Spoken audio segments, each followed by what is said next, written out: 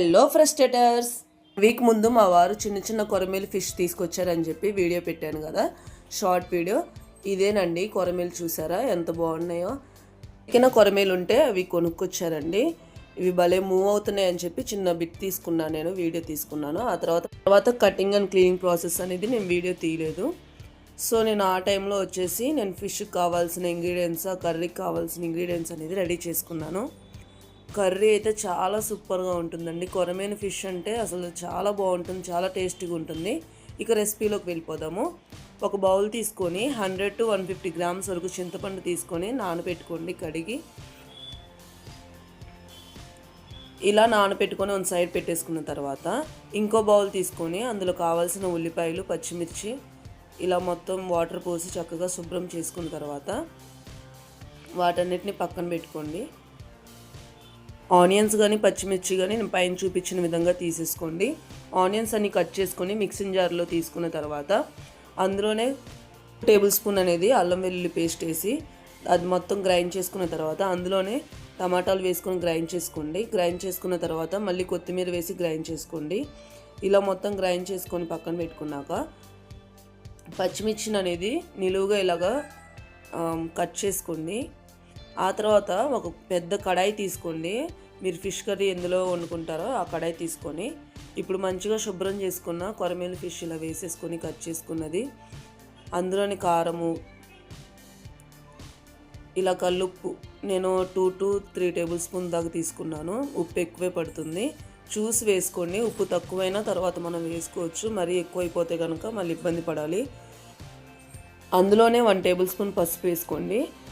ఆ తర్వాత అందులోనే 200 to 250 ml పావు కిలో వరకు ఆయిల్ అనేది వేసుకోండి. ఆయిల్ చెప్పాను కదా ఫిష్ కర్రీకి ఎక్కువగానే పడుతుందని. సో ఆయిల్ ఇలా వేసుకున్న తర్వాత చక్కగా మన చేతుల్ని చక్కగా శుభ్రం చేసుకొని క్లీన్ చేసుకున్న హ్యాండ్స్తో ఇలా చక్కగా కలుపుకోండి.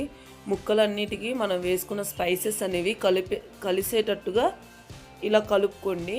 ఫిష్ వెయిట్ వచ్చేసి 2 kgs ఉంటుంది. ప్రతి ముక్కకి కలిసేటట్టుగా నీట్గా ఇలా కలుపుకున్న తర్వాత ఇప్పుడు మనం ఇందులో కట్ చేసుకున్న పచ్చిమిర్చి ఉంటుంది కదా, ఆ పచ్చిమిర్చి మొత్తం ఇందులో వేసేసుకొని మళ్ళీ చక్కగా కలుపుకోండి. వీడియోలో ఎలాగైతే చూపిస్తున్నానో అలాగే చేయండి. రెసిపీ అయితే చాలా పర్ఫెక్ట్ రెసిపీ, ఇది చాలా టేస్టీగా ఉంటుంది. ట్రై చేసి కామెంట్ చేయండి. నా ఛానల్ కనుక మీరు ఎవరైనా ఫస్ట్ టైం చూస్తున్నట్లయితే కనుక ఖచ్చితంగా సబ్స్క్రైబ్ చేసుకోండి. నాది new channel. Non veg recipes ఎన్నో నా ఛానల్లో అప్డేట్ చేస్తాను. ఆ తర్వాత ఇందులో మనం పేస్ట్ పెట్టుకున్నాం కదండి మిక్సర్ జార్లో, ఆ పేస్ట్ మొత్తాన్ని ఇందులో వేసుకొని చక్కగా ముక్కలన్నిటికీ పట్టేలాగా మొత్తం కలుపుకోండి. సేమ్ నేను అంతకుముందు ఫిష్ కర్రీకి ఎలాగైతే ప్రాసెస్ చూపించానో సేమ్ అదే ప్రాసెస్ కొరమేలు ఫిష్కి కూడా. కానీ మనం ఏదైనా సరే చేసుకునే దాన్ని బట్టి ఉంటుంది. స్పైసెస్ కూడా కొద్దిగా ఎక్కువ వేసుకుంటేనే బాగుంటుంది. ఫిష్ కర్రీకి ఎప్పుడైనా సరే ఆనియన్స్ కట్ చేసుకొని డైరెక్ట్గా వేసుకున్నా అలా వేసుకుంటే కనుక టేస్ట్ బాగోదండి. నాకైతే నచ్చదు స్పెషల్గా, ఎందుకంటే అది ఇలా గ్రేవీ లాగా రాదు. అండ్ దట్టు ఏంటంటే బాగా పులుసుగా ఉంటుంది. అది ముక్కలు కూడా బాగా పులుపు అయిపోతుంది, అప్పుడు నాకు నచ్చదు, బాగోదు టేస్ట్ అని నా ఫీలింగ్. ఇలా చేయండి, ఫిష్ కర్రీ చేసినప్పుడు ఖచ్చితంగా చాలా టేస్టీగా ఉంటుంది. ఇందులోనే గుప్పెడు కరివేపాకుని యాడ్ చేసుకొని చక్కగా కలుపుకుంటూ ఉండండి. అయితే కరివేపాకు అనేది కంపల్సరీ మీరు యాడ్ చేయండి. ఏ నాన్ వెజ్ కర్రీస్కి అయినా సరే కరివేపాకు అనేది నీసు వాసన రాకుండా చాలా బాగుంటుంది. కర్రీ టేస్టీగా ఉండడానికి కరివేపాకు కూడా ఒక రీజన్. మీ దగ్గర కొత్తిమీర లేకపోయినా పర్లేదు, కానీ ఖచ్చితంగా కరివేపాకు మాత్రం స్కిప్ చేయకండి. ఇలా వేసుకున్న తర్వాత మొత్తం కలుపుకున్నాక మనం ఇందులో నానబెట్టిన చింతపండు ఉంటుంది కదా, దాన్ని చక్కగా ఇలా స్మాష్ చేస్తూ దాని రసం మొత్తం తీసుకోండి. ముక్కలు మునిగేంత వరకు వేసుకోండి, దానికన్నా ఎక్కువ అవసరం లేదు. మునిగితే చాలు, జస్ట్ వాటర్ కొద్దిగా పైకి వస్తే చాలు. మరీ ఎక్కువగా ఉన్నా సరే పులుసు బాగోదు. సేమ్ లాస్ట్ టైం నేను చూపించినట్టుగానండి ప్రతి ప్రాసెస్ అనేది ఫిష్ కర్రీకి. ఒకవేళ మీరు ఫిష్ కర్రీలో కనుక మామిడికాయ అలాగ వేసుకోవాలనుకుంటే కనుక ఇలా మనం చింతపండు వేసే దగ్గర చింతపండు కొద్దిగా తగ్గించుకొని ఫుల్గా మామిడికాయ వేసుకుంటే అది ఇంకా బాగుంటుంది. ఈసారి నేను ఆ రెసిపీని షేర్ చేస్తాను.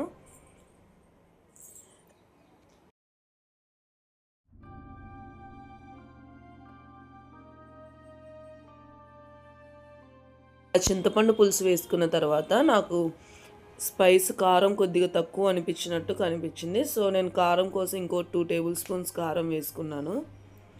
వేసుకుని ఇలా మొత్తం కలుపుకున్న తర్వాత ఇంకా స్టవ్ ఆన్ చేసి డైరెక్ట్గా స్టవ్ మీద పెట్టేయడమే.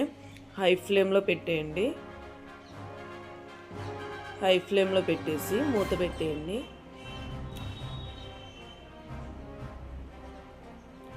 ఒక పావు గంట తర్వాత ఓపెన్ చేసి చూస్తే ఇలా మొత్తం ఉడుకుతూ ఉంటుంది చక్కగా కర్రీ అనేది. అప్పుడు మనం సైడ్ హ్యాండిల్స్ ఉంటాయి కదా, ఆ కడాయిని ఏదైనా క్లాత్ తీసుకొని తిప్పండి. నేనైతే డైరెక్ట్గా ఇలా పట్టుకున్నా అంటే మాది చాలా అది హెవీ వెయిట్ది, సో అది కాలదని చెప్పి నేను అలా పట్టుకున్నాను. మీరు అలా పట్టుకోకండి. ఇలా మొత్తం ఒకసారి కర్రీని అలా తిప్పుకోండి. ఏ గరిట అనేది యూజ్ చేయాల్సిన అవసరం లేదు. ఇలా తిప్పుకొని మళ్ళీ మూత పెట్టేసి మళ్ళీ ఒక పావు గంట ఉంచండి. ఇలా చూసారా, ఆయిల్ మొత్తం పైకి తేలిపోయింది, సైడ్స్ని వచ్చింది చూసారా. ఇలా వచ్చినప్పుడు మళ్ళీ ఒకసారి తిప్పండి, ఎందుకంటే కింద అడుగు అంటిపోతుంది కదా, అడుగు అంటిపోకుండా తిప్పండి. ఇప్పుడు హై ఫ్లేమ్లో ఉన్నదాన్ని మీడియం టు లో ఫ్లేమ్లో పెట్టుకొని మళ్ళీ మూత పెట్టేయండి. మళ్ళీ మూత పెట్టిన తర్వాత ఇంకో పావు గంటకు ఓపెన్ చేసి చూస్తే ఆయిల్ చూడండి, ఇందాక తక్కువగా వచ్చింది, ఇప్పుడు చాలా ఎక్కువ ఆయిల్ మొత్తం మనం వేసిన ఆయిల్ మొత్తం సపరేట్ అయిపోయింది కదా.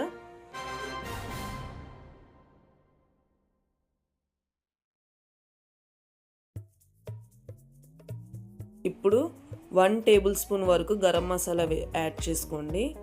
మీ దగ్గర ఏ గరం మసాలా ఉంటే ఆ గరం మసాలా యాడ్ చేసుకోండి.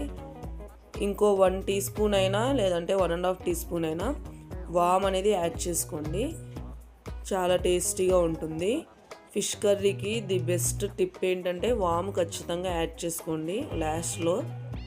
అది చిన్న ఫిషెస్ అయినా పెద్ద చేపకైనా సరే వామ్ యాడ్ చేస్తే ఏమవుతుందంటే ఫిష్ కర్రీ తినేటప్పుడు నార్మల్గా అయితే వాతం అని అంటారు, అది కూడా ఉండదు వామ్ యాడ్ చేయడం వల్ల, అండ్ టేస్ట్ కూడా బాగుంటుంది.